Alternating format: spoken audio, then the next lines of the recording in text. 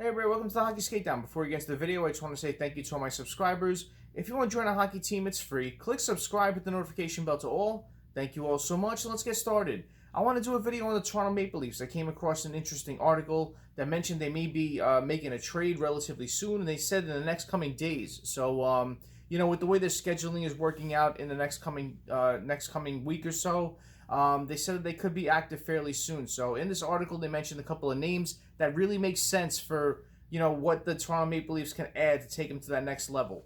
You're seeing them play very well this year. Austin Matthews has risen his game to another level.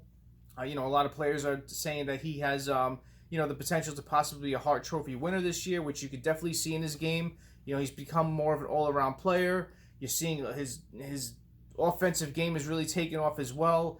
And you're seeing all those off-season acquisitions of Joe Thornton, Wayne Simmons, TJ Brody really working out well for this team. So they have the potential, if they could possibly add another piece, to really take their game to another level and really stand out in their division and possibly leading into the playoffs and going farther into the playoffs and possibly in Stanley Cup champion. So it's going to be a very interesting lead up into the trade deadline with this team. And, you hear more and more names that are being linked to the Toronto Maple Leafs. And in this video, I want to mention a couple. So let's get started. The Canadian teams having to face isolation process for players acquired from the States. Analysts believe Kyle Dubas could pull the trigger on a deal as early as next weekend. The trade deadline is, I believe, April 12th. The Leafs only have 5 games in a span of 14 days.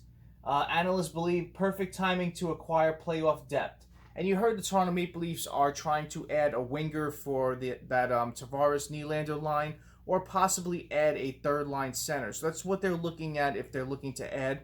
So these players do add that. So the first one I want to mention is Mikael Granlund from the Nashville Predators. There was word that Kyle Dubas was trying to sign him in the offseason, but he went back to sign a one-year deal with the Nashville Predators for $3.75 million. He's a versatile forward. He can play center. He can play the wing, so that kind of solves their options right there. Kind of falls in line with who I'm going to mention maybe being traded from the Toronto Maple Leafs, so they're kind of making the same amount of money as well. So this deal can make sense. He's a versatile forward. He would be a good option for the Leafs if they're looking to go that route. So, the next person I want to talk about is Eric Staal. If you're looking for a bona fide center who could play third line, Eric Staal is perfect right there. He is a UFA at year's end. He's 36 years old, so, the age may be something to question mark, but he's still playing well for the Sabres this year. I know the team isn't looking good. They're most likely going to be sellers come the trade deadline, so Eric Staal is a name that could add a lot to a playoff team. He's great on the faceoffs. He adds leadership. He's won a Stanley Cup. He's still playing well for his age, and he can bring that physicality and that grit, something that Toronto needs as well, to their lineup. So Eric Staal may be one of those things that may want to be one of those players that can really help out the Toronto Maple Leafs if they're looking to go that route. Sam Bennett is the next one I want to talk about. And Sam Bennett, I've done a video on being linked to the Toronto Maple Leafs. You remember a couple of weeks back where he went to Calgary and asked for a trade. Nothing's happened since then, but he's definitely one of those players to keep an eye out on as the trade deadline nears. He's a younger option than all the other players that I'm going to mention. He is a playoff performer. He's an RFA this summer. He's going to need a new deal, and he's currently making $2.55 million AAV. So he works well with what can be brought in as far as his cap hit. So Sam Bennett is definitely one of those interesting options if the Maple Leafs are looking to go that route.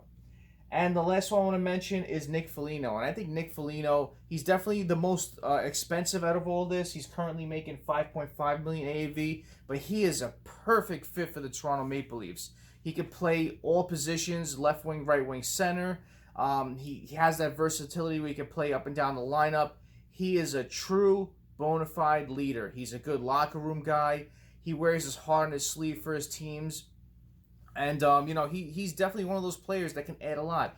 He has a lot of playoff experience. He's a lot of game experience. So he just screams what Kyle Dubas needs. And, if they can really put forth a good package to the Columbus Blue Jackets, you know, I think that'd be a perfect addition. I really do. You know, I've seen him talk during all those Dubois talks when he was asking for a trade request, with the whole Line A situation, with all the players that from the past years that wanted out of Columbus.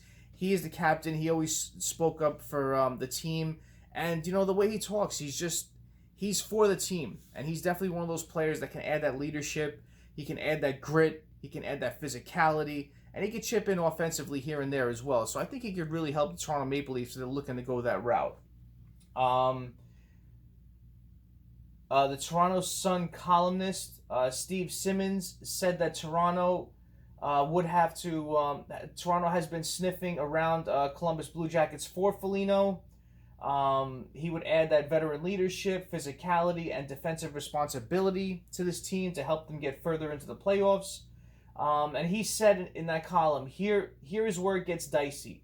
The Leafs have next to no cap room. In order to make this trade for Nick Foligno is the name that keeps popping up. They would have to move some assets and money.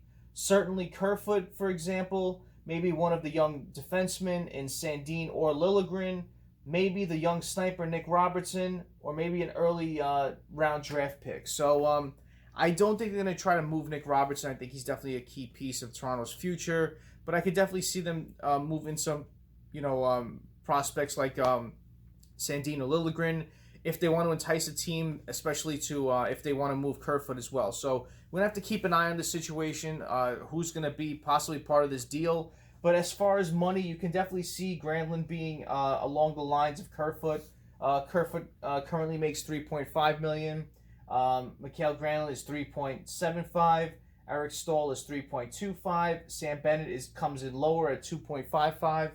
And Nick Foligno is a bit higher at $5.5, where you could definitely see Kerfoot and a Liljegren to possibly be part of that deal, and maybe a pick or something. So, Columbus has no second round this year. They have no third next year, and no fifth, no seventh. So they're going to be looking for draft picks as well, where, Toronto's sitting pretty good, where they're only missing a third and seventh this year, and they have all their other draft picks from 2021 to 2023. So definitely keep an eye on the situation. I really like Nick Foligno. I think he'd add an interesting element to the Toronto Maple Leafs. I think any of these players honestly would. I think they're all perfect fits, where I think any one of them would be a good fit with the Toronto Maple Leafs. So what do you guys and girls think? I know as the trade deadline nears, you're going to hear a lot of names being tossed around towards the Toronto Maple Leafs. Who do you think would be a perfect fit for Kyle Dubas to go after?